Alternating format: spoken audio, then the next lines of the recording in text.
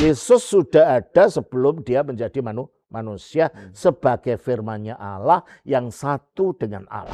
Yesus lahir sebagai manusia. Kita melihat Yesus bukan hanya sekedar manusia biasa. Jadi di dalam Yesus yang manusia ini totalitas yang utuh dari kealahan ada di dalam dia. Maka dikatakan dia manusia sejati, manusia sepenuhnya, tapi juga Allah sejati, Allah yang sepenuhnya. Kelahirannya tanpa ayah itu bukan sekedar menunjukkan kemahakuasaan Allah saja, tetapi itu misteri turunnya firman Allah menjadi manusia. Untuk mengalahkan dosa oleh ketaatannya di atas salib, mengalahkan iblis oleh penguburannya, dan mengalahkan kematian itu sendiri oleh kebangkitannya.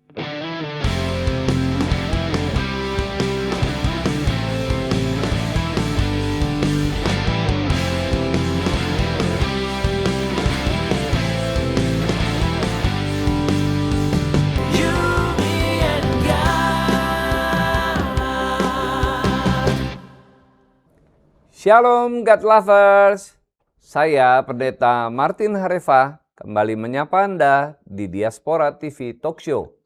Ruang dialog iman yang jujur, hangat, dan bertanggung jawab secara sejarah. God Lovers, menjelang Natal ada satu pertanyaan yang sering muncul, terutama dari sahabat-sahabat Muslim. Mengapa Yesus lahir tanpa ayah?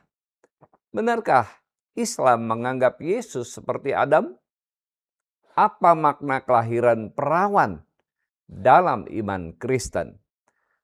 Natal sering dianggap sekedar perayaan, tapi kelahiran Yesus punya makna teologis dan sejarah yang dalam, yang penting diketahui baik oleh orang Kristen maupun Muslim. Topik kita hari ini, klaim Islam, benarkah Yesus mirip Adam? Sejarah, Quran, dan teologi gereja awal.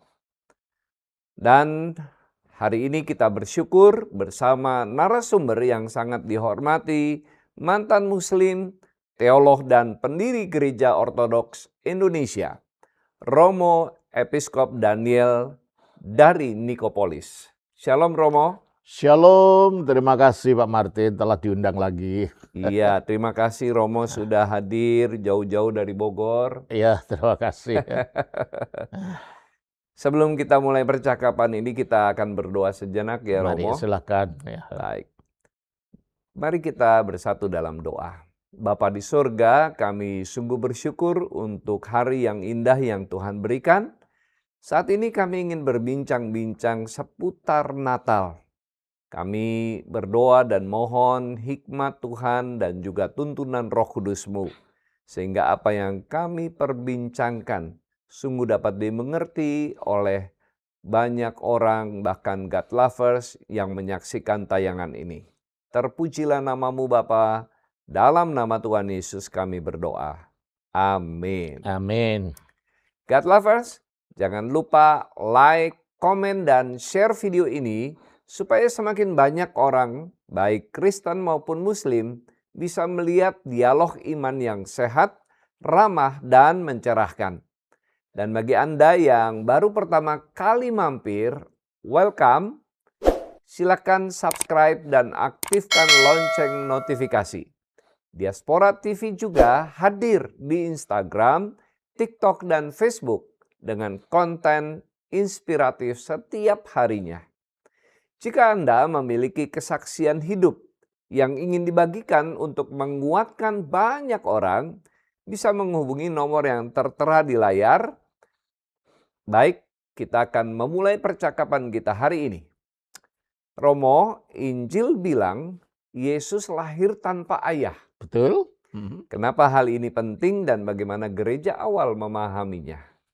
Terima kasih. Yesus lahir tanpa ayah. Ini terkait dengan tujuan kedatangan Yesus menurut keyakinan Kristen. Karena ketika Allah menciptakan manusia, menurut Alkitab di dalam Kejadian 1 ayat 26 dikatakan bahwa manusia diciptakan menurut gambar dan rupa Allah. Hmm. Manusia diciptakan menurut gambar Allah. Dan Alkitab mengatakan gambar Allah itu adalah Yesus Kristus. Dikatakan dalam Kolose 1 ayat 15. Demikian bunyinya. Ia adalah gambar Ia- Allah yang tidak kelihatan. Dia adalah gambar Allah yang tidak kelihatan. Maksudnya Yesus Kristus ini. Kita baca juga dalam 2 Korintus 4 ayat 4. Yaitu orang-orang yang tidak percaya, yang pikirannya telah dibutakan oleh ilah zaman ini, sehingga mereka tidak melihat cahaya Injil tentang kemuliaan Kristus, yang adalah gambaran Allah. Yang adalah ikon to Theo, gambar Allah. Kita baca juga di dalam Ibrani 1 ayat 3. Ia adalah cahaya kemuliaan Allah dan gambar wujud Allah yang menopang segala. Gambar wujud Allah. Ya. Jadi di dalam kacamata gereja purba yang tetap dipertahankan oleh gereja ortodoks, Ya. bahwa dengan manusia diciptakan menurut gambar Allah, yaitu firman Allah, yang ketika menjadi manusia bernama Yesus Kristus, itu menunjukkan bahwa manusia diciptakan dengan firman itu sebagai pola kemanusiaannya. Oleh karena itu, Bapak Suci Justinus Martir mengatakan bahwa sebenarnya roh manusia itu diciptakan dalam keadaan Kristen. Karena roh itu diciptakan menurut gambar Allah. Manusia diciptakan menurut gambar Allah. Sehingga kalau orang itu tidak percaya pada Yesus, tidak menyatu dengan Yesus, orang itu meleset dari rel kemanusiaan yang sebenarnya. Ya, keluar dari rancangan Allah Nah, yang semula. Ya. Nah, ketika manusia jatuh dalam dosa, manusia kehilangan kesatuannya dengan sang gambar tadi. Ya. Padahal untuk bisa mencapai tujuan dia diciptakan, yaitu menjadi seperti Allah. Bukan menjadi Allah ya, nggak mungkin itu. Ya. Menjadi seperti Allah atau mencapai derajat menurut rupa Allah. Ya. Manusia itu harus tetap menyatu dengan sang gambar ini. Hidup dalam keberadaan seperti sang gambar. Yaitu sang sabda tadi. Ya. Akibat kejatuhan, manusia lepas hubungannya dengan sang gambar itu, sehingga di dalam dirinya tidak ada lagi benih hidup ilahi itu. Padahal tujuan Allah tetap sama, yaitu agar manusia akhirnya menjadi mulia seperti Allah, ikut ambil bagian di dalam kodrat ilahi. 2 Petrus 1 ayat 4. Dengan jalan itu, Ia telah menganugerahkan kepada kita janji-janji yang berharga dan yang sangat besar, supaya olehnya kamu boleh mengambil bagian dalam kodrat ilahi. Mengambil bagian dalam kodrat ilahi inilah tujuan utama daripada manusia diciptakan, dan tujuan utama dari keselamatan karena manusia dikembalikan kepada tujuan awal Allah menciptakan. Nah, karena manusia gagal oleh kejatuhannya, padahal rencana Allah tetap sama, maka bukan manusia yang mampu untuk menyatu dengan gambar ini. Sang gambar turun menyatukan dirinya dengan manusia, maka firman itu menjadi manusia. Jadi kelahiran daripada Kristus Yesus yang tanpa bapak manusia itu dilihat oleh para bapak gereja awal sebagai peristiwa firman menjadi manusia. Turunnya firman itu mengambil kemanusiaan kita untuk diangkat kembali kepada tujuan semula ketika dia diciptakan. Oleh karena itu bukan yang sekedar kebetulan dia lahir tanpa bapak manusia, ada tujuannya. Ya. Oleh karena itu Justinus Martir kalau saya tidak salah yang mengatakan bahwa Kristus itu lahir tanpa ayah manusia, membuktikan bahwa dia asalnya bukan dari dunia, itu memang awalnya. Saya bacakan beberapa tanggapan para bapak gereja ini mengenai mengapa Kristus lahir tanpa bapak manusia, ya. Dan tema-tema kunci pada bapak-bapak gereja awal mengenai kelahiran Kristus tanpa bapak manusia itu bukti dari keilahiannya.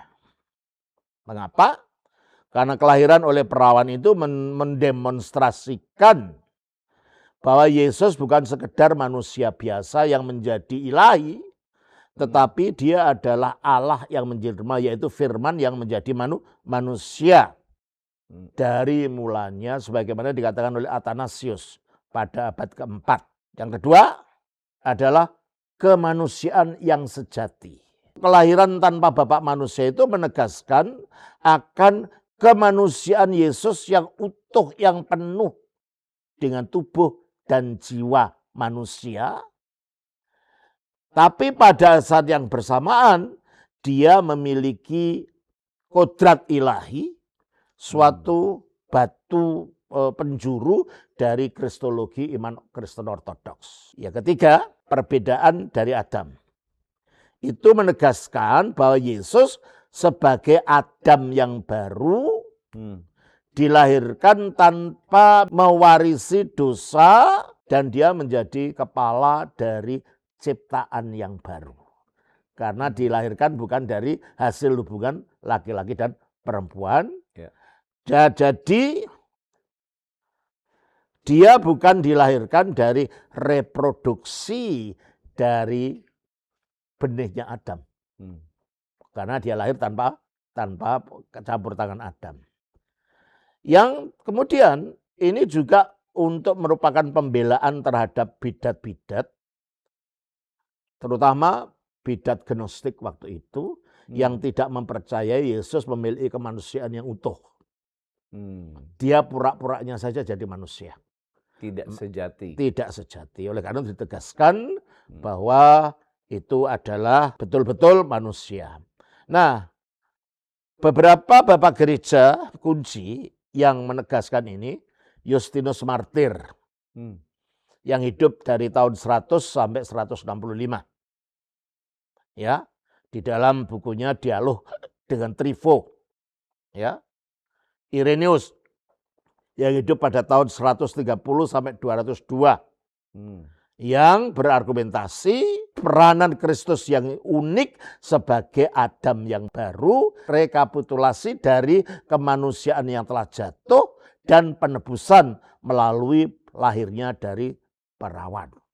Dia hanya bisa memulihkan manusia kepada keadaan aslinya sebelum kejatuhan hanya kalau dia lahir tanpa campur tangan laki-laki. Demikian juga Tertullianus dari Gereja Barat yang hidup dari tahun 155 sampai 220. Yang membela realitas daripada tubuh kemanusiaan Kristus dari perawan Maria. Lalu Origenes yang hidup pada tahun 185 sampai tahun 254 menulis melawan kritiknya seperti Celsus, seorang ahli filsafat Yunani, menegaskan kelahiran oleh perawan sebagai suatu hal yang hakiki di dalam identitas Kristus. Terus Athanasius yang hidup pada tahun 296 sampai tahun 373 yang mengkaitkan kelahiran Kristus dari perawan dengan kesatuan hakikatnya dengan Sang Bapa. Karena dia tidak dilahirkan dari laki-laki, dia mempunyai keilahian sebagai firman tadinya dengan Sang Bapa. Dan juga Yohanes Chrysostomos yang hidup pada tahun 347 sampai 407 menegaskan tentang sifat mukjizat dari kelahiran Kristus ini. Dan Jerome atau Hieronymus yang hidup pada tahun 347 sampai 420, dialah yang menegaskan tentang keperawanan Maria itu. Dan yang terakhir Agustinus dari Gereja Barat yang hidup pada tahun 354 sampai 430 menekankan bahwa kelahiran oleh perawan ini adalah tindakan Allah yang menegaskan ketiadaan dosa dari Kristus dan peranannya yang unik di dalam keselamatan. Itulah sebabnya Kristus bisa menebus keturunan Adam, Iya. karena Yesus Adam yang kedua Iya, tidak Adam yang memiliki akar dari Adam yang pertama ya. betul. Dia memulai kemanusiaan yang baru. Kepala dari kemanusiaan yang baru. Ya. Itu sebabnya Yesus hadir tanpa ayah. Iya, betul. Dan ini juga menjelaskan keyakinan gereja awal bahwa Yesus lahir dari seorang perawan. Betul, ya. Tadi Romo sudah menjelaskan ya, Iya, betul. beberapa bapak gereja. Iya. Itulah alasannya sehingga Kristus lahir dari seorang perawan. Iya. Nah, ada pertanyaan lanjutan nih, Mo. Apakah ini cuma mujizat lahir secara biologis atau ada makna yang lebih dalam? Ya tentunya ada makna lebih dalam. Karena apa? Keselamatan itu bukan sekedar konsep. Ya. Keselamatan itu adalah suatu karya agung. Dengan Kristus mengenakan tubuh manusia,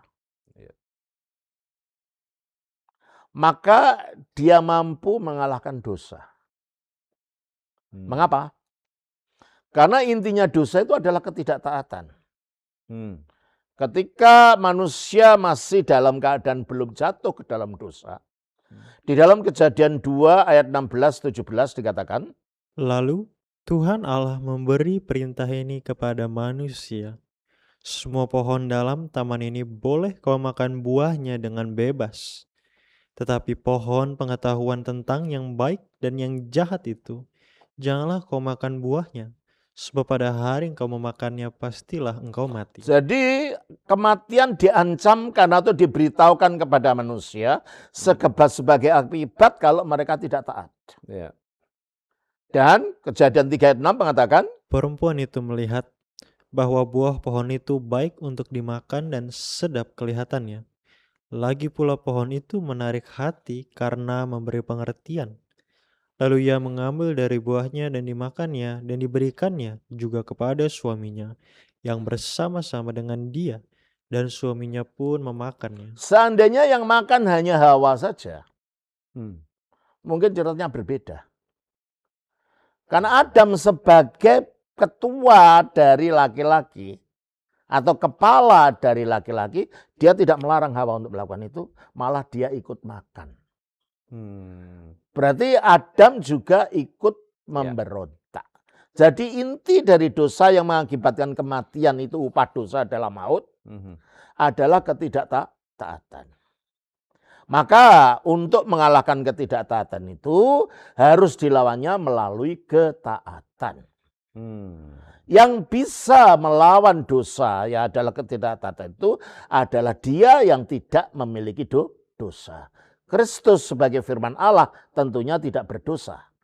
Dan ketika dia menjadi manusia tetap tidak berdosa. Kita baca dari 1 Yohanes 3 ayat 5. Dan kamu tahu bahwa ia telah menyatakan dirinya supaya ia menghapus segala dosa, dan di dalam dia tidak ada dosa. Di dalam dia tidak ada dosa. 2 Korintus pasal 5 ayat 21. Dia yang tidak mengenal Dia dosa. yang tidak mengenal dosa. Ibrani pasal yang keempat ayatnya yang ke-15.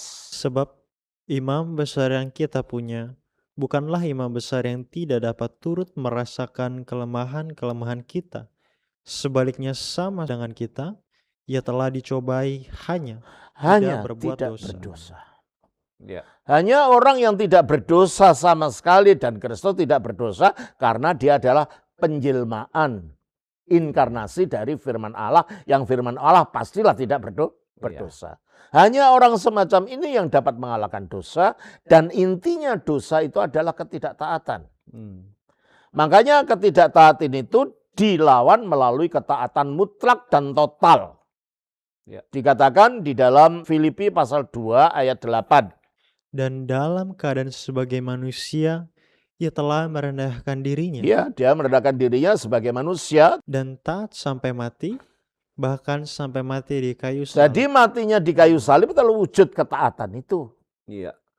Sehingga dengan memiliki tubuh kemanusiaan, dia dapat melakukan ketaatan. Jadi ketidaktaatan Dilawan dengan ketaatan. Itu yang dikatakan di dalam Roma 5 ayat 19. Jadi sama seperti oleh ketidaktaatan satu orang, Yaitu Adam. semua orang telah menjadi orang berdosa. Nah, Demikian pula oleh ketaatan satu orang, yaitu Kristus di atas salib tadi. semua orang menjadi orang benar. Jadi dosa dikalahkan melalui ketaatan Kristus di atas salib. Dan itu terjadi karena dia punya tubuh. Kalau dia tidak punya tubuh, gimana bisa disalibkan? Bagaimana bisa taat? Itu satu. Jadi kelahiran Kristus tanpa ayah ini akhirnya memungkinkan dia untuk melawan ketidaktaatan di dalam tubuh manusianya, sehingga dosa itu dihukum di dalam dagingnya itu. Iya. Sebagaimana dikatakan dalam Roma 8 ayat 3. Sebab apa yang tidak mungkin dilakukan oleh hukum Taurat karena tak berdaya. Apa yang tidak mungkin dilakukan hukum Taurat untuk taat? Hukum Taurat hanya memberi hukum, tapi membuat orangnya taat pada hukumnya tidak mungkin. Karena apa? Karena tak berdaya oleh daging. Karena tak berdaya, karena manusia bersifat daging. Iya. Terus daging ini buahnya adalah perzinahan dan macam-macam. Coba kita lihat dalam Galatia 5 ayat 19. Perbuatan daging telah nyata, yaitu percabulan, kecemaran, hawa nafsu, penyembahan berhala, sihir, perseteruan, perselisihan, iri hati, amarah, kepentingan diri sendiri, percideraan, roh pemecah, kedengkian, kemabukan, pesta pora, dan sebagainya. Itulah isinya daging itu. Dan hukum Taurat hanya melarang tidak boleh ini, tidak boleh ini, tidak boleh ini. Tetapi hukum Taurat tidak mampu untuk manusia itu menjadi taat pada perintahnya. Jadi apa yang tidak dapat dilakukan oleh hukum Taurat karena tidak berdaya oleh karena daging. Ayatnya kembali ke Roma 8 ayat 3. Telah dilakukan oleh Allah. Caranya gimana? Dengan jalan mengutus anaknya sendiri dalam daging. Daging dengan jalan melalui inkarnasi firman. Dengan jalan mengutus anaknya sendiri dalam daging, yang serupa dengan daging yang dikuasai Ya, dosa. serupa dengan daging yang dikuasai dosa. Kenapa? Upah dosa adalah maut. Yesus juga mati. Padahal dia tidak berdosa. Jadi dia serupa dengan daging yang dikuasai dosa. Padahal dia tidak berdosa. Maka dikatakan serupa. Yang dikuasai dosa karena dosa. Iya, dia lakukan itu karena adanya dosa. Ia telah menjatuhkan hukuman atas dosa di dalam daging. Nah, ia telah menjatuhkan hukuman atas dosa, yaitu ketidaktaatan dalam daging, yaitu dagingnya sendiri, daging inkarnasinya yang disalibkan tadi. Jadi kalau dia tidak lahir dari manusia, ya nggak akan bisa lakukan itu. Itu satu. Jadi dia mengalahkan dosa. Yang kedua, dengan tubuhnya itu dia mengalahkan iblis. Kita baca di dalam Ibrani pasal 2 ayat 14. Karena anak-anak itu adalah anak-anak dari darah dan daging, maka ia juga menjadi sama dengan mereka. Jadi anak-anak maksudnya manusia ini terdiri dari darah dan daging, maka ia sang firman itu juga menjadi sama dengan mereka. Yaitu memiliki daging. Jadi punya tubuh manusia. Menjadi sama dengan mereka dan mendapat bagian dalam keadaan mereka. Jadi mendapat bagian dalam keadaan manusia seperti kita. Dia sepenuh-penuhnya manusia. Bukan manusia setengah dewa atau dewa setengah manusia. Tidak ada, ya memang manusia. Supaya oleh kematiannya. Nah, karena dia manusia punya darah dan daging, dia bisa mati. Kalau dia tidak punya darah dan daging, tidak punya mati. Supaya oleh kematiannya ia memusnahkan dia, yaitu iblis, yang berkuasa atas maut. Logikanya gimana? Kok oleh kematiannya mengalahkan iblis? Kalau iblis itu yang berkuasa atas maut, berarti setiap orang yang mati itu berada di bawah cengkeraman iblis. Yesus mati. Udah dicengkeram dong. Tunggu dulu. 3 hari kemudian dia bangkit dan si iblis tidak mampu untuk menarik dia kembali dalam kematian, berarti dia mengalahkan kematian. Berarti dia lahir, dia punya tubuh agar dapat mengalahkan kematian, agar dapat mengalahkan dosa dengan tubuhnya itu. Ayat yang terakhir ini jelas sekali membuktikan bahwa Yesus itu manusia sejati. Ya betul. Bukan manusia-manusiaan Bukan, gitu, jelmaan begitu Ya ya. bisa mati kok ya. Iya. Ya. Terakhir, bahwa dengan tubuhnya itu oleh kebangkitannya dia mengalahkan kematian itu sendiri. Kita baca di dalam Roma pasal 6 ayat 9. Karena kita tahu bahwa Kristus sesudah ia bangkit dari antara orang mati, tidak mati lagi, maut tidak berkuasa lagi atas dia. Nah, oleh kebangkitannya maut dikalahkan, berarti Yesus lahir tanpa bapak manusia, lahir sebagai manusia untuk melakukan karya ini. Iya. Mengalahkan dosa oleh ketaatannya di atas salib, mengalahkan iblis oleh kepenguburannya, dan mengalahkan kematian itu sendiri oleh kebangkitannya.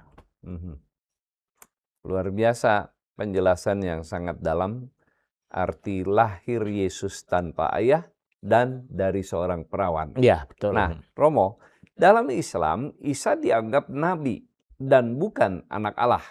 Sementara Kristen percaya Yesus adalah anak Allah. Bagaimana perbedaan ini mempengaruhi cara pandang masing-masing agama memandang kelahiran tanpa ayah ini? Di dalam Islam, kelahiran tanpa ayah itu hanya dianggap sebagai bentuk kemahakuasaan Allah di dalam menciptakan manusia. Ya. Secara kalau manusia biasa lahir dengan bapak dan ibu, ada manusia lahir tanpa bapak dan ibu yaitu Adam. Itulah kemahakuasaan dalam Ya. mencipta. Dan ada manusia yang lahir tanpa ibu, hanya bapak saja, itulah Hawa. Karena lahirnya dari Adam. Maka sekarang penggenapannya harus ada manusia lahir tanpa bapak hanya dengan ibu, itulah Yesus. Jadi kalau gitu, Yesus itu menggenapi bentuk-bentuk ciptaan Allah saja. Tidak lebih dari itu, hanya menunjukkan bahwa Allah Maha Kuasa yang dapat menciptakan apa saja menurut kehendaknya. Nah, sementara kita, karena kacamata kita adalah kacamata Alkitab, kita melihat bahwa sebelum Yesus itu lahir sebagai manusia, dia mengaku bahwa dia pernah ada sebelumnya. Sebelum dunia ada. Coba kita baca dalam Yohanes pasal yang ke-17 ayat 5. Oleh sebab itu, ya Bapa, Ini doa Yesus kepada Bapa ketika berwujud manusia. permuliakanlah aku padamu sendiri dengan kemuliaan yang kumiliki di hadiratmu sebelum dunia ada. Jadi sebelum dunia ada, dia sudah ada di hadirat Bapa. Ya. Kalau sebelum dunia ada, jadi manusia belum ada. Kalau manusia belum ada, berarti Maria belum ada. Kalau Maria belum ada, dia sudah ada tanpa dilahirkan oleh Maria. Dia ada bersama Bapa, di dalam Bapa, sebagai firman-Nya Bapa. Ya. Demikian juga kita baca dalam Yohanes 17 ayat 24. Ya Bapa, aku mau supaya dimanapun aku berada, mereka juga berada bersama-sama dengan aku. Mereka yang telah Engkau berikan kepadaku, agar mereka memandang kemuliaanku yang telah Engkau berikan kepadaku, sebab Engkau telah mengasihi aku sebelum dunia. Nah, kalau Bapa mengasihi Kristus, yang namanya waktu itu belum Kristus. Ya. Sebelum dunia dijadikan, berarti dia sudah ada sebelum dunia dijadikan ini. Makanya dikatakan di dalam Kolose 1 ayat 17. Ia ada terlebih dahulu dari segala sesuatu. Dia ada terlebih dahulu dari segala sesuatu. Berarti dari kacamata ajaran Alkitab, Yesus itu sudah ada. Awalnya itu tanpa awal karena dia kekal bersama Bapa sebagai firman-Nya Bapa. Oleh karena itu ketika dikatakan firman itu telah menjadi manusia, Yohanes 1 ayat 14, dalam wujud lahirnya Yesus tanpa Bapa dari Maria, kita melihat bahwa di situ adalah peristiwa turunnya firman Allah itu menjadi manusia, dan firman Allah itu sebutannya adalah anak Allah. Kita baca dalam Yohanes 1 ayat 14. Firman itu telah menjadi manusia dan diam di antara kita. Dan kita telah melihat kemuliaannya, yaitu kemuliaan yang diberikan kepadanya sebagai anak tunggal Bapa. Jadi firman itulah anak tunggal Bapa. Karena Allah itu cuma satu, firman-Nya juga cuma satu. Dan firman itu disebut anak. Anak yang cuma satu itulah disebut anak tunggal. Ya, ya. Nah, karena itu kita melihat Yesus bukan hanya sekedar manusia biasa, dan kelahirannya tanpa ayah itu bukan sekedar menunjukkan kemahakuasaan Allah saja, tetapi itu misteri turunnya firman Allah menjadi manusia. Jadi Romo menjelaskan dalam Islam, Nabi Isa itu dipahami hanya sebagai ciptaan. Bukti kemahakuasaan Allah saja, Ya. hanya ciptaan biasa. Ciptaan biasa. Tapi di Kristen kita memahami bahwa Yesus adalah Firman Allah itu reinkarnasi. sendiri Ya, firman Allah yang menjadi manusia. Menjadi Dalam Islam, Yesus juga disebut sebagai kalimatullah. Surah 3 ayat 45. Ingatlah ketika malaikat berkata, "Hai Maryam, sesungguhnya Allah memberitakan kamu berita gembira dengan kalimat-Nya yang berasal dari Dia, namanya Al-Masih Isa ibnu Maryam." Di sini ada disebut kalimat. Tapi oleh para ahli tafsir Islam, kalimat ini adalah sebuah kalimat. Bukan sang kalimat, bukan. Ya, Meskipun di dalam surah 4 ayat 171 dikatakan, Isa fa'inahu kalimatullah wa ruhu minhu alqoha ila Maryam. Isa adalah kalimatnya Allah dan roh yang daripadanya yang ditumpahkan atas Maryam. Nah, di sini Isa fa'inahu kalimatullah. Dia disebut kalimatullah, the word of God. Jadi bukan sebuah kalimat, yang memang sang kalimat itu sendiri. Tapi pada umumnya ayat yang dari Al-Imran 345 itulah yang mendominasi tafsiran bahwa Yesus itu hanya akibat dari kalimatnya Allah yang mengatakan jadilah maka jadi, kun fayakun. Nah, pertanyaan kita, bukankah kalau begitu semua manusia dijadikan oleh kalimat kun fayakun? Jadilah maka jadi. Kenapa tidak semua disebut kalimatullah juga? Ya, burung juga jadinya dengan kalimatullah. Kita berdua kalimatullah. Kenapa kita tidak disebut kalimatullah? Kenapa hanya Isa? Ya, itu pertanyaan kita. Nah, dalam Al-Quran, Isa lahir dari Maryam dengan mujizat Allah. Apa perbedaan mendasar antara pandangan Islam dan Kristen tentang kelahiran Isa atau Yesus? Perbedaannya begini, seperti yang saya katakan tadi, bahwa Isa itu diciptakan oleh firman Allah. Jadi sebelum diciptakan dia belum ada. Dia baru mulai ada. Kata Allah menyatakan kun fayakun, jadilah maka jadi. Padahal sudah ayat-ayat kita baca tadi, Yesus sendiri mengatakan sebelum dunia ada dia sudah ada. Jadi dia bukan baru ada ketika ada kalimat kun fayakun. Dia sudah ada sebelum ada perintah Allah menciptakan itu. Dan kalau kita boleh gunakan istilah dari saudara-saudara Muslim itu, Yesus itu hakikatnya kun fayakun itu. Jadi Yesus bukan terjadi oleh kalimat kun fayakun. Apalagi kalau kita baca di dalam Quran 21 ayat yang ke-91. Ingatlah pula Maryam yang memelihara kehormatannya. Lalu kami meniupkan dari roh kami ke dalamnya, kami menjadikan dia dan anaknya sebagai tanda. Berarti kalau menurut ayat ini, Yesus itu, Isa itu terjadi akibat peniupan roh, bukan karena kalimat. Berbeda dong. Nah, kalau kita bukan begitu.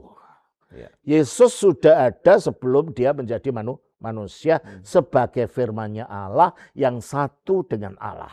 Lalu tanpa campur tangan manusia, melalui rohnya, Allah menciptakan indung telurnya Maria itu menjadi janin. Dan setelah indung telur itu menjadi janin oleh kuasa Allah melalui rohnya, maka dikatakan dalam Matius 1 ayat 20. Tetapi ketika ia mempertimbangkan maksud itu, malaikat Tuhan nampak kepadanya dalam mimpi dan berkata, Yusuf anak Daud, janganlah engkau takut mengambil Maria sebagai istrimu, sebab anak yang di dalam kandungannya adalah dari Roh Jadi Kudus. anak di dalam kandungnya itu akibat karyanya Roh Kudus. Iya. Ya. Jadi tidak ada hubungan seksual di situ. Mukjizat Iya. yang terjadi. Jadi tanpa ovumnya wanita, tanpa dibuahi spermanya laki-laki, langsung jadi janin. Dan janin ini diambil firman Allah menjadi tubuhnya. Sebagaimana dikatakan di dalam Filipi pasal 2 ayat 6 dan 7. Yang walaupun dalam rupa Mengapa dalam rupa Allah? Karena dia firman-Nya Allah. Iya. Firman Allah adalah Allah. Mengapa dia dalam rupa Allah? tidak menganggap kesetaraan dengan Ya, Allah itu berarti keilahiannya dengan Bapa ya setara, satu. Karena Allah satu, maka hakikat kealahan juga satu. Maka dikatakan kesetaraan dengan Allah. sebagai milik yang harus dipertahankan, melainkan telah mengosongkan dirinya Nah, sendiri. dia mengosongkan diri bukan berarti dia kehilangan keilahiannya. Hanya keilahiannya tidak dinampakkan. Sebab kalau keilahiannya dinampakkan, ditonjolkan, kemanusiaannya hilang. Sebab keilahian lebih berkuasa dari kemanusiaan. Maka dikatakan dia mengosongkan dirinya dan mengambil ini loh. Jadi inkarnasi itu bukan firman hilang sifatnya firman lalu jadi manusia, bukan. Sifat firmannya tetap ada seperti ini. Ada saya, Romo Daniel, ada buku. Ini saya ambil. Saya tetap ada, lah ini ada kodrat baru. Oleh karena itu keilahiannya tetap ada, tapi sekarang ada kodrat baru yang diambil dan dimanunggalkan kodrat aslinya yang adalah kodrat ilahi. Ini jadi itu Disinilah penyatuan ilahi dan dengan manusia manusiawi yang tidak bercampur tapi tidak terpisah. tidak terpisah. Iya, Filipi 2 ayat 7. melainkan telah mengosongkan dirinya sendiri dan mengambil rupa seorang hamba. Ya, dari mengambil tadi, lalu wujudnya wujud hamba. Dan menjadi sama dengan manusia. ya karena mengambil tadi. Tapi bukan berarti keilahiannya hilang. Iya. Kolose 2 ayat 9. Sebab dalam dialah Dalam dialah, dia itu satu orang berarti satu pribadi. berdiam secara jasmani Secara jasmani itu kodrat manusia. seluruh kepenuhan kealahan. Seluruh kepenuhan kealahan artinya totalitas yang utuh dari kealahan itu. Jadi di dalam Yesus yang manusia ini totalitas yang utuh dari kealahan ada di dalam dia. Maka dikatakan dia manusia sejati, manusia sepenuhnya, tapi juga Allah sejati, Allah yang sepenuhnya. Wow, luar biasa penjelasan Romo sehingga kita bisa memahami Yesus Kristus itu adalah manusia sejati dan Allah sepenuhnya. Betul. Gitu ya. Nah, Romo, kenapa kelahiran perawan dianggap penting dalam Kristen untuk memahami identitas Yesus sebagai anak Allah? Sedangkan Islam menekankan Isa sebagai nabi tanpa status ilahi. Ya. Ya. Kalau Yesus bukan anak Allah, bagaimana dia menyelamatkan kita? Anak Allah artinya firman Allah. Iya. Kalau kita tadinya diciptakan oleh Allah melalui firman-Nya atau melalui anaknya ini, dan kita jatuh, maka yang bisa membenahi kembali ya tukang cipta ini. Maka dikatakan di dalam Ibrani 1 ayat 2. Maka pada zaman akhir ini, ia telah berbicara kepada kita dengan perantaraan anaknya yang telah ia tetapkan sebagai yang berhak menerima segala yang ada. Oleh dia, oleh anak ini, Allah telah menjadikan alam semesta. termasuk menjadikan kita. Ya.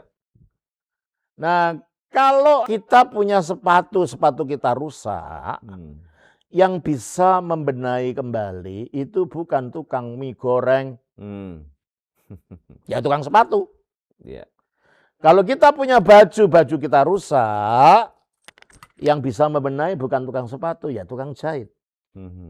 Kalau hidup ini rusak akibat dosa, yang bisa membenahi ya yang Allah melaluinya menjadikan kita, yaitu anaknya atau firman-Nya itu. Oleh karena itu firman itu menjadi manusia untuk membenahi kemanusiaan kita, diluruskan kembali kepada tujuan semula menurut gambar dan rupa Allah, karena dia sendiri adalah gambar tadi. Iya. Baik, terima kasih Romo. Apakah kelahiran perawan otomatis membuat Yesus anak Allah? Enggak, bukan karena kelahiran itu dia disebut anak Allah. Maka keliru orang mengatakan, oh kalau kita merayakan Natal berarti kita mengakui Allah punya anak. Bukan itu.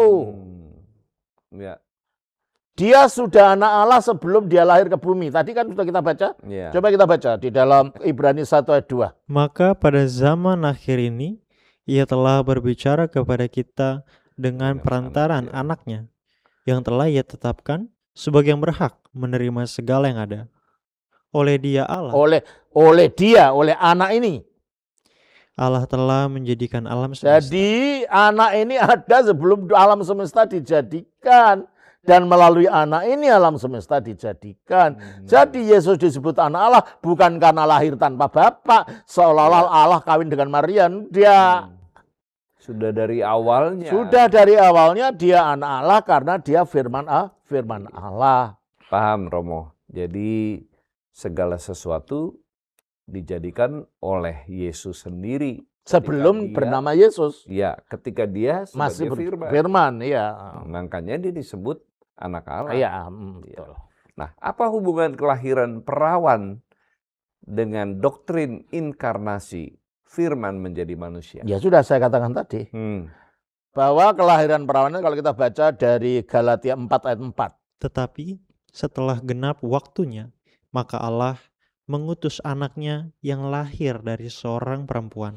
Allah mengutus anaknya lahir dari seorang perempuan. Jadi pengutusannya lebih dulu. Baru kelahiran. Ya. Jadi kalau dia sudah diutus, dia sudah ada. Baru turun ke bumi, diutus itu, lalu mengambil kemanusiaan dari rahimnya Maria, baru lahir.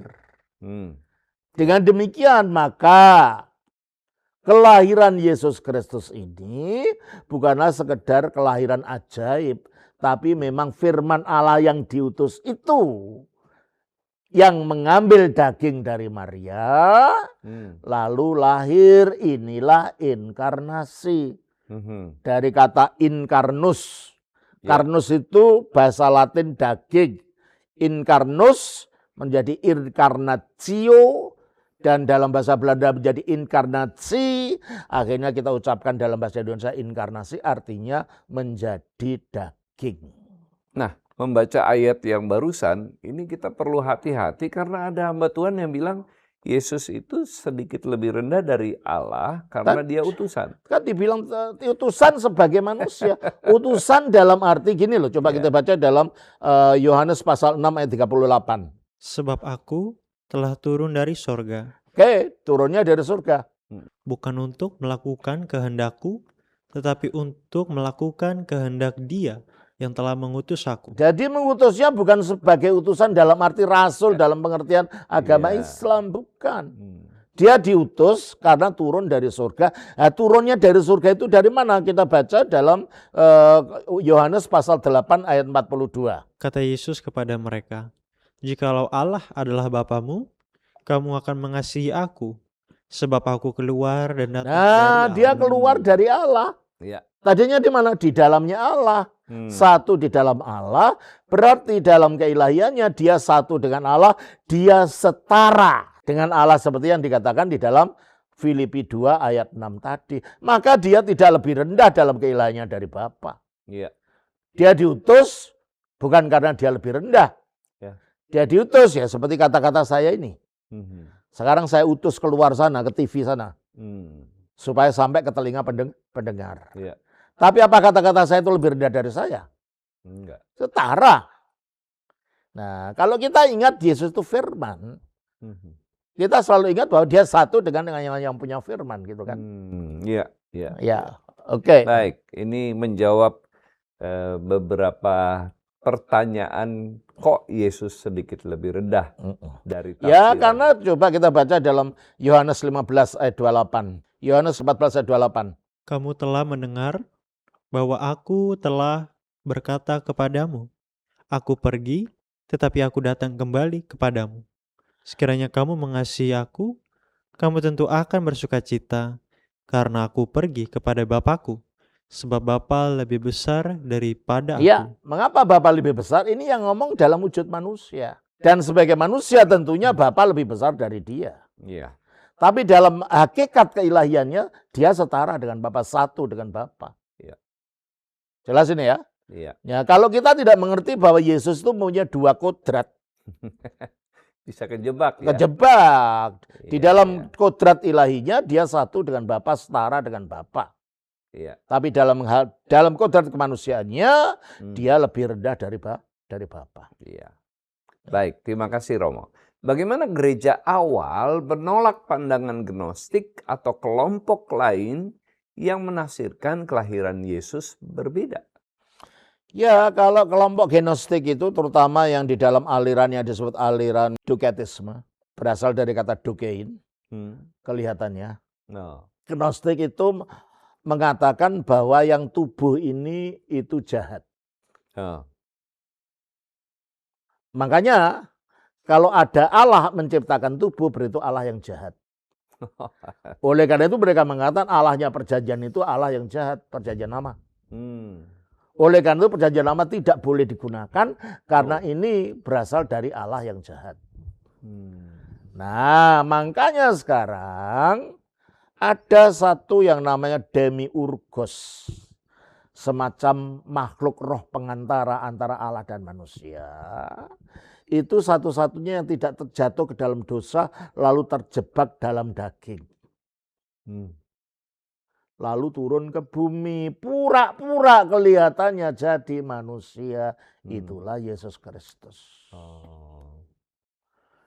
Makanya Injil Yohanes dituliskan juga untuk menentang itu. Firman jadi manusia. Nah, bukan pura-pura. 1 Yohanes 4 ayat yang kedua. Demikianlah kita mengenal roh Allah. Ya. Setiap roh yang mengaku bahwa Yesus Kristus telah datang sebagai manusia. Iya, Yesus Kristus telah datang. Berarti tadinya berasal dari sesuatu, tempat yang lain. Sebagai manusia, berarti tadinya bukan manusia. Jadi kalau Yesus Kristus telah datang sebagai manusia, artinya dia datang dari surga, turun ke bumi menjadi manusia. Itu datang dari Allah. Ayat 3. Dan setiap roh yang tidak mengaku Yesus tidak mengaku Yesus, dalam arti Yesus yang datang sebagai manusia, itulah orang gnostik. Roh itu adalah roh antikristus. Tidak berasal dari Allah. Rasul Yohanes melawan ajaran itu, gnostik itu. Ditegaskan bahwa Yesus itu bukan kemanusiaan, itu kemanusiaan pura-pura bayang-bayang. Dokein. Tapi betul-betul manusia yang nyata, darah dan daging seperti kita. Dalam segala hal dia menjadi seperti kita. Ibrani 2 ayat 17. Itulah sebabnya maka dalam segala hal ia harus disamakan dengan saudara-saudaranya, supaya ia menjadi imam besar. Dalam segala hal ia harus disamakan dengan saudara-saudaranya, yaitu para manusia yang lain. Ya, dia betul-betul seperti kita, punya tubuh. Bisa makan, dan makanya harus lahir karena dia harus menjadi manusia. Ya, baik. Apakah Paulus mengajarkan kelahiran perawan atau doktrin ini sudah ada sebelumnya dalam gereja mula-mula? Yohanes sudah ada sebelum Paulus kan? Dan Yohanes mengatakan firman jadi manusia. Matius sudah ada sebelum Paulus kan? Paulus mengatakan tentang lahir dari perawan ini. Lukas juga. Kalau Lukas itu memang pemuridnya Paulus. Tapi Ya. dia mendapatkan ajarannya ini Mhm. dari, coba kita baca Lukas 1 ayat 1 sampai 4. Theophilus yang mulia, Theophilus itu adalah nama salah seorang pejabat yang ternama di komunitasnya Lukas. banyak orang telah berusaha menyusun suatu berita tentang Jadi peristiwa-peristiwa peristiwa-peristiwa itu ada dulu, lalu menjadi berita, yaitu menjadi tradisi lisan. Ya. Terus peristiwa-peristiwa yang telah terjadi di ada antara kita. peristiwa yang terjadi di antara orang beriman waktu itu. Mhm. Peristiwa apa itu? Peristiwa Yesus Kristus. Nah, peristiwa itu, Seperti yang disampaikan kepada kita peristiwa itu disampaikan kepada umat di mana Lukas berada waktu Ya. itu. Terus oleh mereka yang dari semula yang adalah menyampaikan saksi. adalah mereka yang dari semula adalah saksi mata dan pelayan firman. Itulah para Para rasul. rasul. Ya. Mereka menerima ajaran lisan dari tradisi para rasul. Ya, berarti kalau gitu Lukas tidak menerimanya dari Paulus Ya, dari tradisi lisan. yang Yang beredar di tengah-tengah umat. Ya. Karena itu, setelah aku menyelidiki segala Aku peristiwa, menyelidiki, segala peristiwa itu bukan dari Paulus berarti. Ya. Dari mana? setelah aku menyelidiki segala peristiwa itu dengan seksama, Nah, kalau dari asal Ya, mulanya dari dari Yerusalem asal lah. Dia kan mulanya. tinggal di Antioquia kan tidak jauh. Iya. Ya, dia mungkin ketemu Bunda Maria, dia tanya, Bu, dulu waktu malaikat Gabriel datang kepada Anda itu gimana sih ceritanya? Iya. Bunda Maria cerita, ditulis, Ya, ya. tanya pada ini. Terus sesudah penyelidikannya terkumpulkan, lalu dengan seksama dari asal mulanya, aku mengambil keputusan untuk membukukannya. baru dibukukan. Ya. Jadi kalau ada cerita tentang kelahiran dari perawan yang ditulis oleh Lukas, jelas bukan dari Paulus. Iya. Dari penyelidikan seksama dari asal mulanya. Ya. Nah, apakah Paulus tidak mengajarkan itu? Ada, tetapi tidak secara eksplisit. Kita baca tadi dalam Galatia 4 ayat 4. Tetapi setelah genap waktunya, maka Allah mengutus anaknya. Oke, berarti anaknya diutus dulu. Dan anak ini adalah Firman. Yang lahir dari seorang Nah, perempuan. lahir dari seorang perempuan, anak yang diutus ini. Ya tentunya kalau ini sudah ada lebih dulu, berarti kalau lahir ya bukan dari akibat pertemuan laki-laki dengan perempuan. Jadi tidak secara eksplisit, tapi secara implisit diterangkan di situ. Tadi bicara tentang Rasul Paulus, tidak mungkin Lukas melihat tulisannya Paulus karena Paulus saja ada di dalam ceritanya Lukas. Nah, ya betul, Di betul. Kisah Rasul. Iya. Jadi pasal yang mengatakan kami, itu ada kata-kata Iya. kami. Romo, bagaimana konsep kelahiran perawan ini dipahami dalam konteks budaya Yahudi sebelum Kristus? Apakah ada tradisi serupa? Sebenarnya tidak ada dalam Yahudi, malah di dalam Talmud. Talmud Yahudi. Iya, Talmud Yahudi itu kelahiran oleh perawan itu digambarkan sebagai tindakan perzinahan yang dilakukan oleh Maria. Jadi Maria menurut Talmud itu dikatakan melakukan perzinahan dengan seorang perwira Romawi namanya Ben Pandera, lalu melahirkan anak. Jadi Yesus itu anak perzinahan.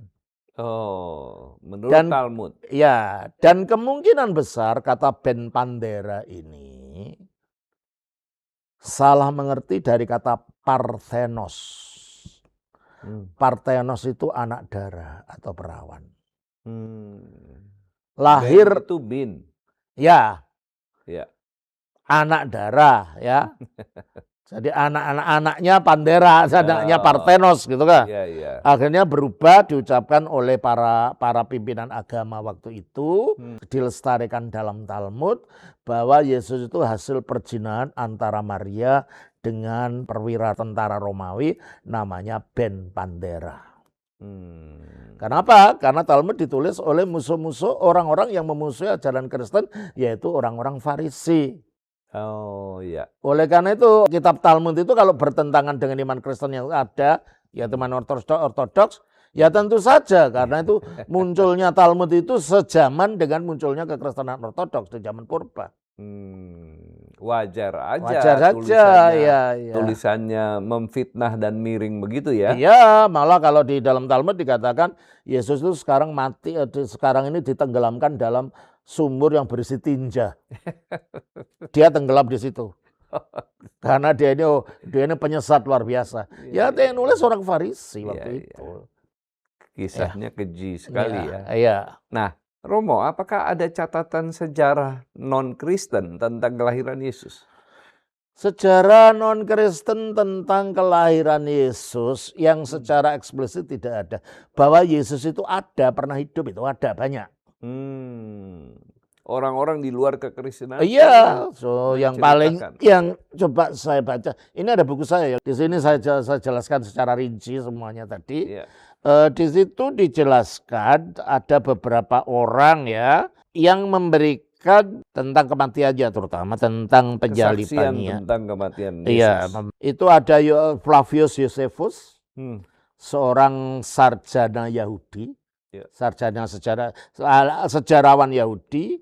Ada Tacitus dari Roma, ada lagi Ben Serapion, ada lagi di dalam kitab Talmud, itu juga dituliskan tentang ini. Bahwa kalau Yesus itu dikatakan mati, disalibkan menurut ayat berarti dia lahir dong. Hanya memang tidak ditegaskan lahirnya gimana. Tapi bahwa Yesus itu tokoh sejarah yang ada, itu ada gitu. Ada catatan itu ya dari orang-orang di luar kekristenan. Iya, betul. Nah, di dalam Islam, Isa disamakan dengan Adam karena lahir tanpa ayah. Bagaimana Kristen menanggapi analogi ini? Ya, saya katakan tadi, Islam menganggap Yesus disamakan dengan Adam dalam artian menurut Quran, dua-duanya diciptakan dari kalimatullah. Ya, padahal sudah saya jelaskan tadi. Ya.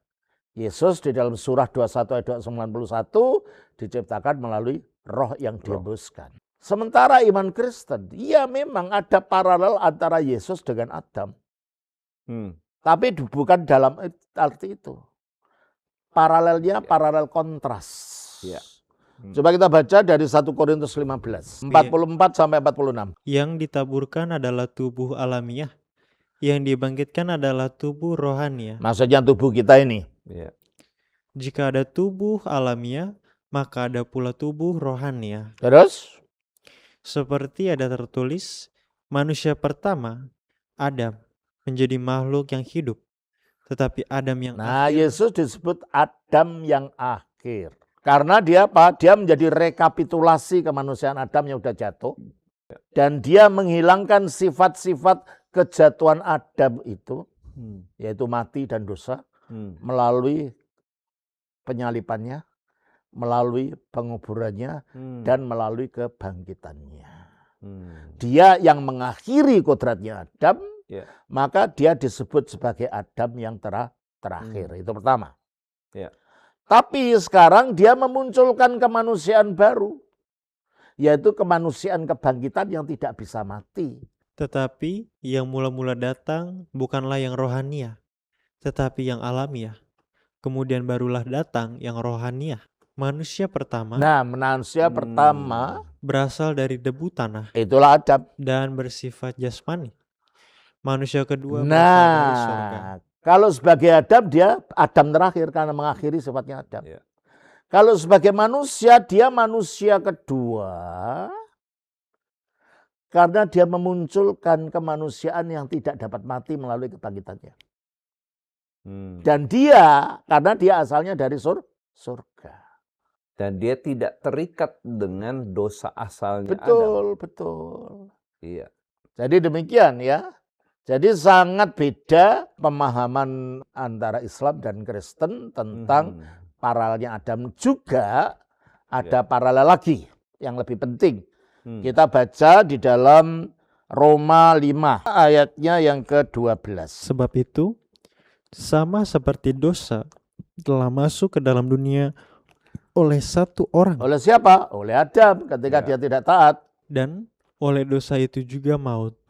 Oleh dosa itu masuknya maut. Karena ada dosa, ada maut. Demikianlah maut itu telah menjalar kepada semua orang, karena semua orang telah berbuat dosa. Oke. Terus jadi Adam itu yang menyalurkan maut kepada kemanusiaan. Sebab sebelum hukum Taurat ada, telah ada dosa di dunia. Iya. Sebelum ada perintah jangan ini, jangan itu, dosa sudah ada. Buktinya ada Menara Babel, buktinya ada banjir Nuh yang merupakan hukuman atas dosa. Tetapi dosa itu tidak diperhitungkan kalau tidak ada hukum Ya, Taurat. contohnya begini. Ada hukum polisi lalu lintas, lampu merah. Kalau tidak ada lampu merah, ada perempatan, pengendara sepeda motor bablas saja tidak salah, karena nggak ada hukumnya. Tapi kalau di situ ada lampu merah dan lampunya merah, orang itu bablas naik, ya dia bersalah. Ya. Demikian juga kalau tidak ada hukum Taurat. Tidak ada pengetahuan jangan berzina. Ya, Orang ya, berzina yang tidak salah. Jangan mencuri. Orang yang mencuri tidak salah kalau hukumnya tidak ada. Tetapi dosa itu tidak diperhitungkan kalau tidak ada hukum Taurat. Ya, soal sebelum hukum Taurat ada, Ya. telah ada dosa di dunia. Tetapi dosa itu tidak diperhitungkan kalau tidak ada hukum Taurat. Kira Iya. pelanggaran tidak dihitung kalau lampu merah itu tidak ada. Sungguh pun demikian, maut telah berkuasa dari Nah, zaman tapi Adam. kenyataannya biarpun tidak ada hukum Taurat, maut telah berkuasa. Ya. Sejak zaman Adam, Dari zaman Adam sampai kepada zaman Musa. iya. Jadi sampai zaman Musa juga atas mereka yang tidak berbuat dosa dengan cara yang sama seperti yang telah dibuat oleh Adam. Biarpun dosanya berbeda dengan dosanya Adam, tapi manusia telah berdosa. Yang adalah gambaran dia yang akan datang. Jadi Adam itu gambaran Kristus. Berarti di dalam Alkitab ada paralel antara Adam dan Kristus. Yang pertama dengan yang kedua. Bedanya dengan kalau dalam Islam tadi, Isa itu seperti Adam, hanya dalam arti mereka diciptakan kelahiran tadi. Kalau ini beda, lebih dalam lagi. Tetapi karunia Allah tidaklah sama dengan pelanggaran Ya, Adam. karunia Allah yang datang melalui Yesus itu tidak sama dengan pelanggaran Adam. Ya. Sebab jika karena pelanggaran satu orang, Ya, jadi pelanggaran Adam, semua orang telah jatuh di dalam kuasa maut, semua orang dikuasai oleh kematian. jauh lebih besar lagi kasih karunia Allah dan karunia-Nya yang dilimpahkannya ke atas semua orang karena satu orang, yaitu Yesus Kristus. Ya. Jadi bedanya kemiripan kontras. Ini memberi kematian, Ya. di sini memberi kehidupan. Ya. Ini memberikan kecelakaan, di sini memberikan keselamatan. Ya. Dan kasih karunia tidak berimbangan dengan dosa satu orang. Oke. Kasih karunia yang dilakukan oleh Yesus Kristus melalui kematian, penguburan, dan kebangkitannya tidak seimbang dengan kematian yang diadakan oleh Adam. Sebab penghakiman atas satu pelanggaran itu telah mengakibatkan penghukuman. Tetapi penganugerahan karunia atas banyak pelanggaran itu mengakibatkan pembenaran. Penghakiman atas dosanya Adam itu memberikan penghukuman atas manusia. Ya. Tetapi penganugerahan karunia akibat penebusan itu mengakibatkan pembenaran. Kita diterima oleh Allah kembali.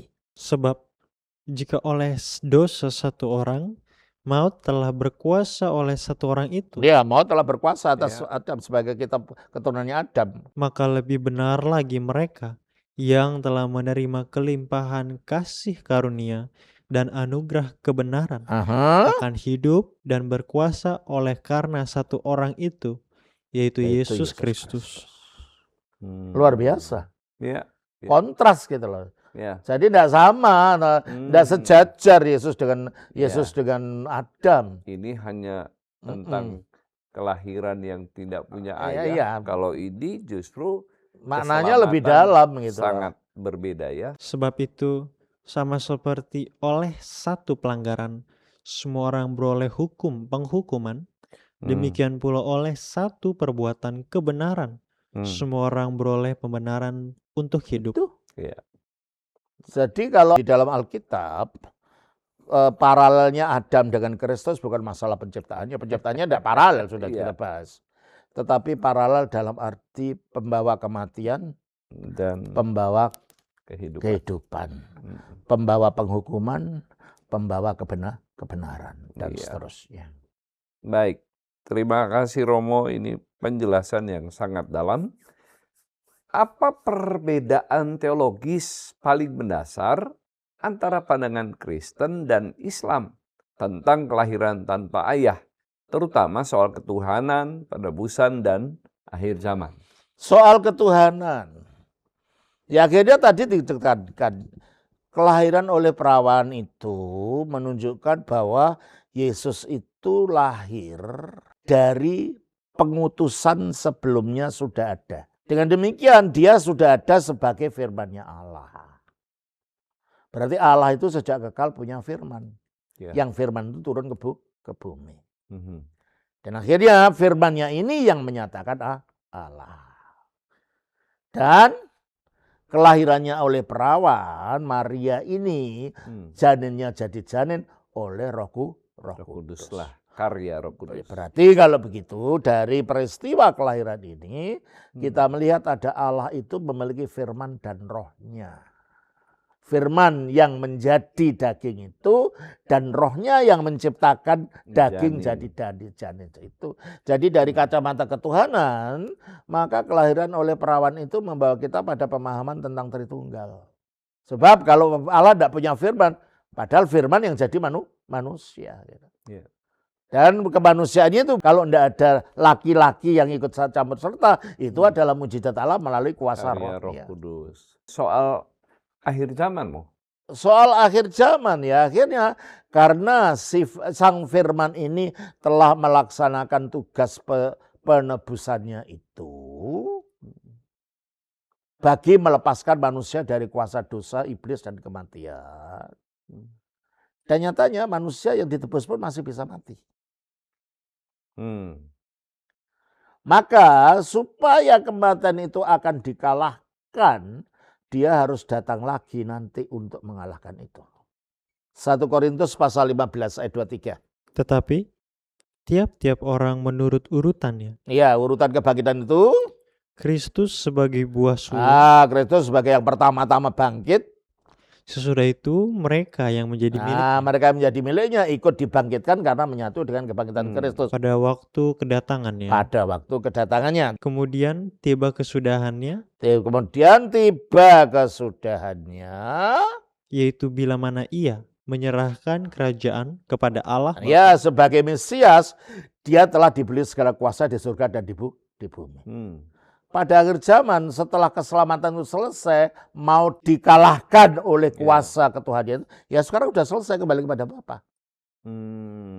Ini maksudnya ya. Ia menyerahkan kerajaan kepada Allah Bapa. Ya, sesudah ia membinasakan segala pemerintahan, kekuasaan dan kekuatan. Pemerintahan, kekuasaan dan kekuatan ini adalah dunianya iblis. Iya.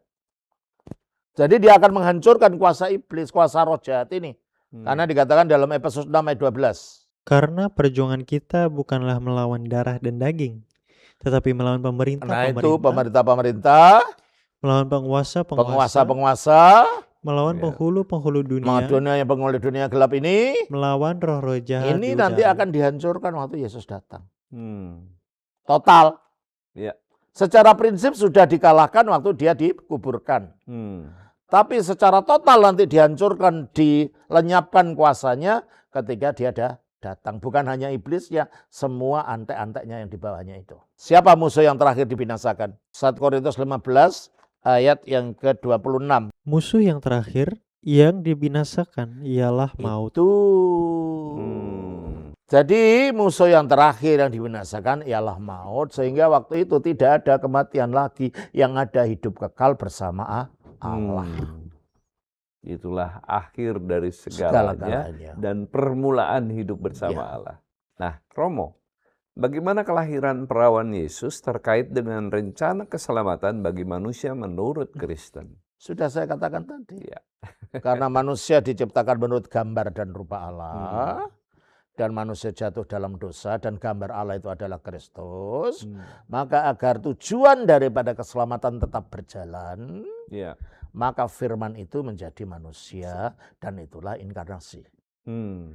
Yang melalui tubuhnya mengalahkan dosa di Ya. atas salib, yang melalui penguburannya mengalahkan iblis, dan yang melalui kebangkitannya mengalahkan maut. maut. Bagaimana menjelaskan perbedaan ini kepada teman-teman Muslim dengan cara yang hormat dan jelas? Ya, jelaskan apa yang telah kita bahas tadi.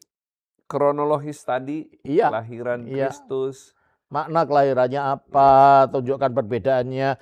Menurut Anda begitu, tapi Alkitab kami mengatakan begini. Iya, tadi cukup jelas dibandingkan oleh Romo bahwa kelahiran Yesus tanpa ayah itu dengan tujuan Yesus lahir sebagai Adam yang terakhir itu sangat berbeda ya. Iya, betul. Nah, apakah kelahiran perawan sekedar mujizat biologis atau punya makna teologis yang lebih luas? Ya, sejauh ini telah kita bicarakan makna teologisnya. Iya. Jadi itu bukan hanya sekedar kelahiran biologis saja. Nah, Romo, mengapa Allah memilih cara ini untuk kelahiran Yesus? Mengapa memilih cara ini? Kalau dia jadi manusia, tidak mungkin lahirnya dari pohon pisang. Iya. Dia haruslah lahir sebagai manusia karena dia yang akan ditolong ini manusia. Ya, tadi Runut Romo menjelaskan bahwa peranan Roh Kuduslah yang menjadikan ini bayam, di jadi perut itu menjadi bayam. Maria, lalu kemudian diambil oleh Firman dan Firman menyatu dengan janin ini. Iya, betul.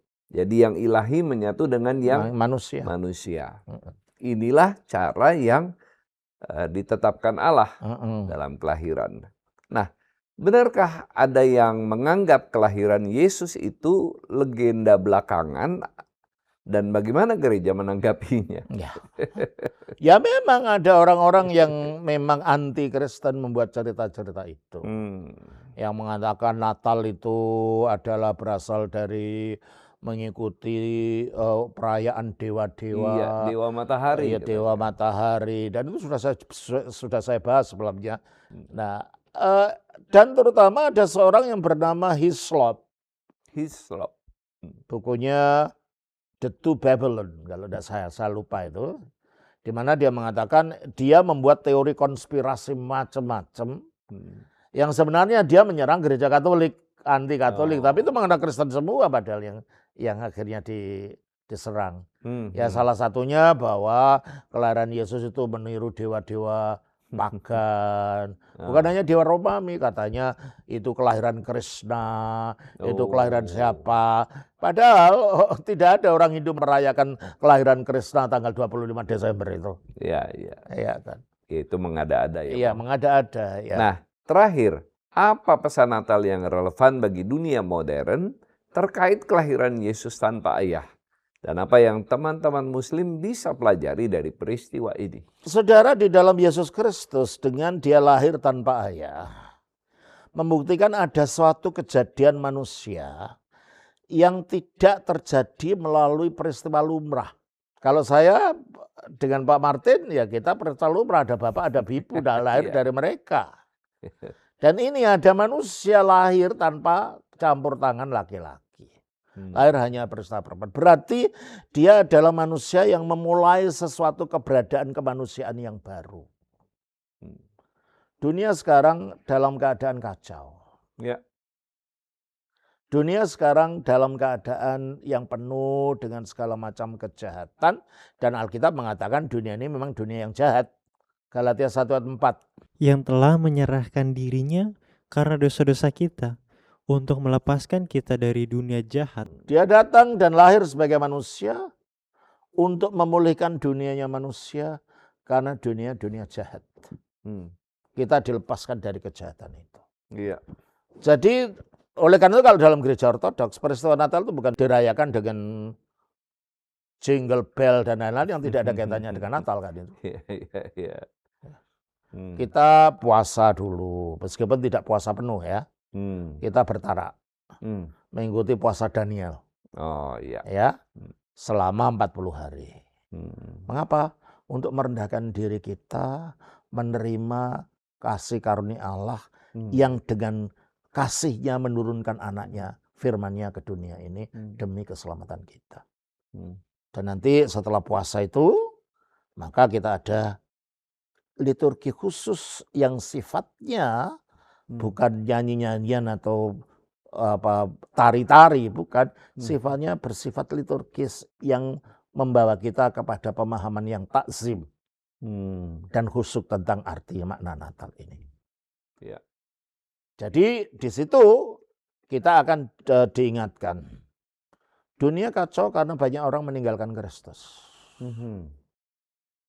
Dan Eropa dan dunia Barat, untunglah mereka sekarang disadarkan. Banyak yang mulai kembali lagi. Tapi sudah terlalu lama mereka meninggalkan itu.